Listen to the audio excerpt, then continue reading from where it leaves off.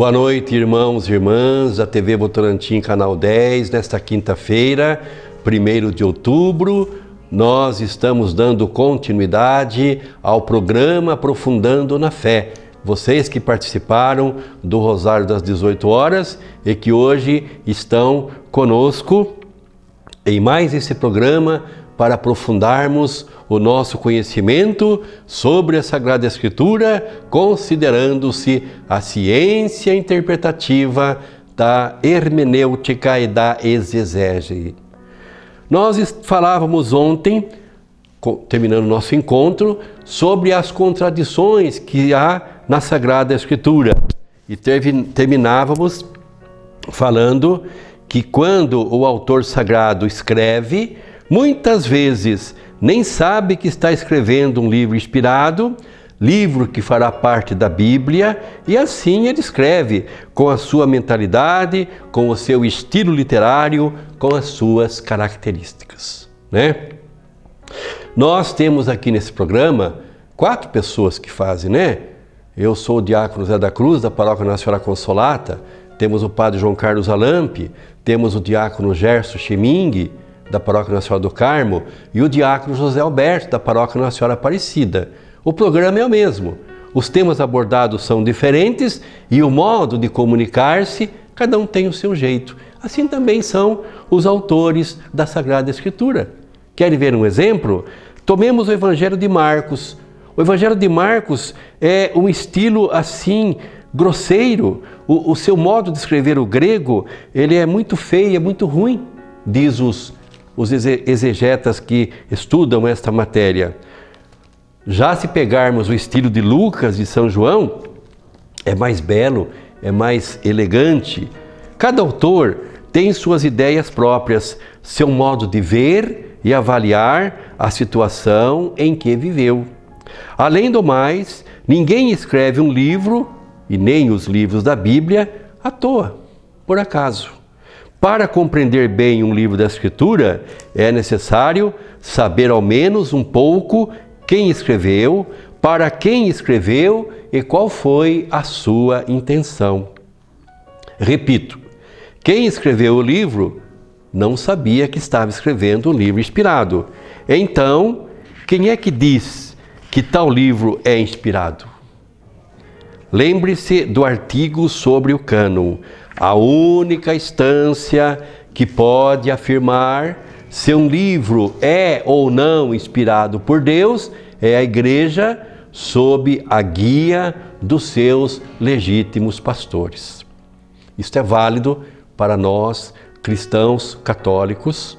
Respeitamos o modo interpretativo das demais igrejas, das demais religiões. Acreditamos que todo modo de se interpretar acaba levando de maneira mais intensa ou menos intensa, mais clara ou menos clara, aquilo que é o centro da nossa fé cristã, que é Jesus Cristo. Mas nós somos orientados pela luz do magistério da Igreja. Bem, vamos agora continuar esse nosso assunto falando um pouquinho, dando continuidade à questão da interpretação literal ou do fundamentalismo bíblico. O fundamentalismo, ele torna o texto bíblico sem observar como cada livro se formou. Não se considera gênero literário, a intencionalidade do autor, os mecanismos da linguagem, né? O resultado é uma leitura totalmente deturpada. Por exemplo, a revelação não foi feita de uma só vez, mas foi acontecendo aos poucos na história do povo de Israel. Assim, na própria Bíblia há uma evolução.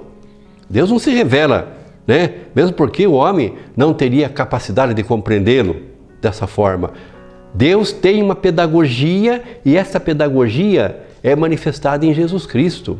O modo como Jesus vai ensinar seus discípulos é gradativo. Entenderam? Então vamos continuar com a lição. Assim Deus faz no Antigo Testamento. E assim também Jesus faz com os seus discípulos. Vamos pegar, por exemplo, na Bíblia, a questão da vida após a morte. Outro assunto bastante polêmico, que aqui nós abordamos na última vez que participamos desse programa, dentro da escatologia.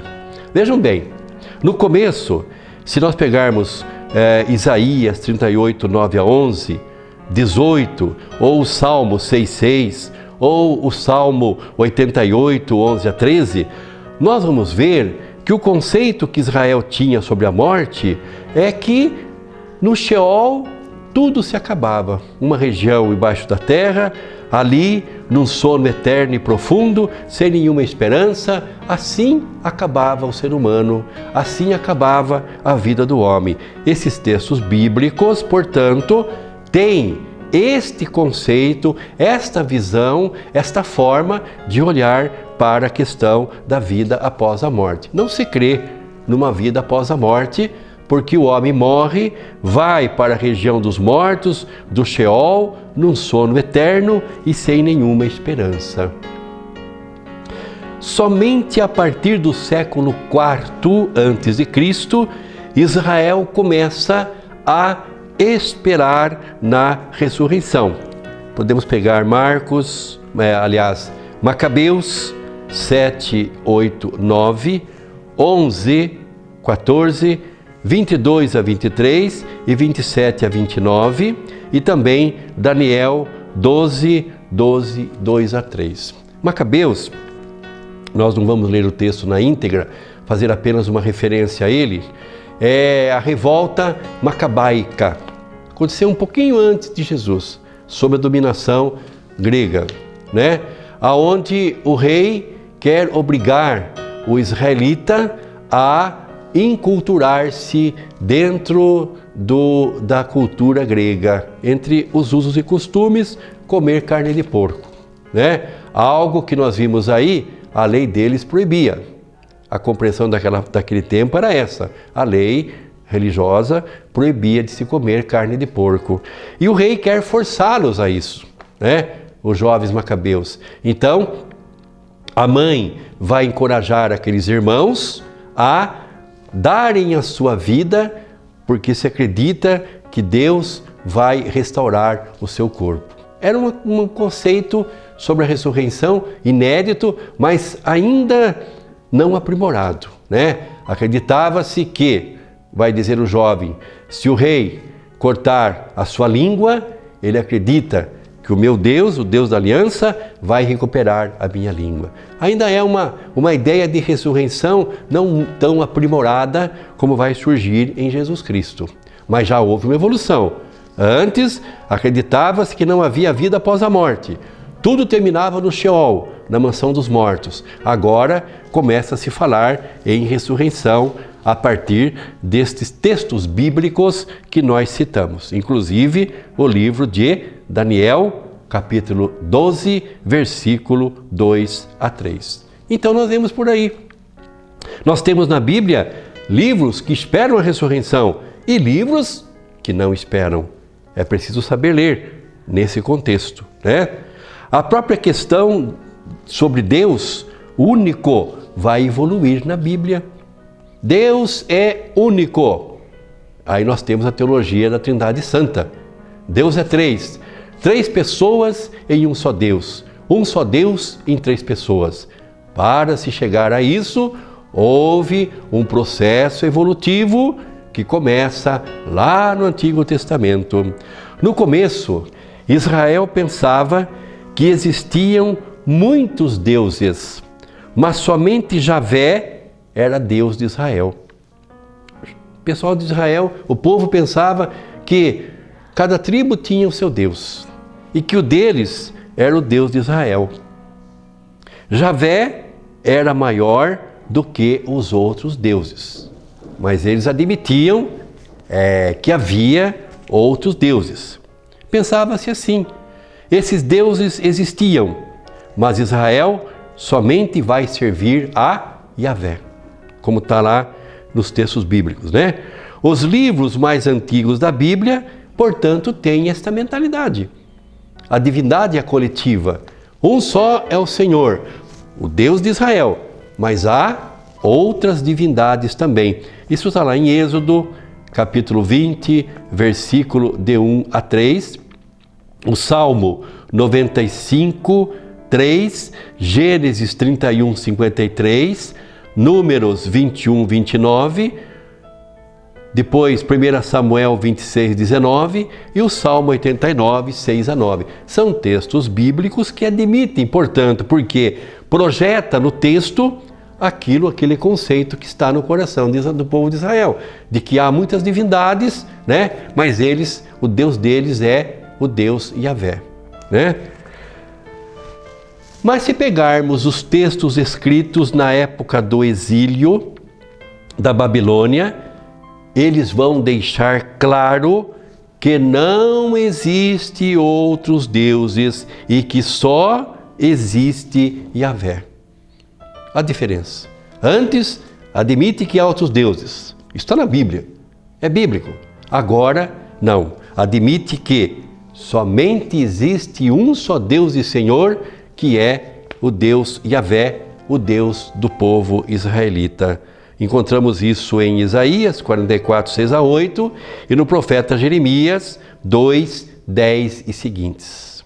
Ora, então, meus irmãos, a gente vai vendo então que na própria Bíblia há uma evolução do modo de pensar sobre questões de grande importância na nossa fé, como a vida após a morte e como a própria existência de Deus.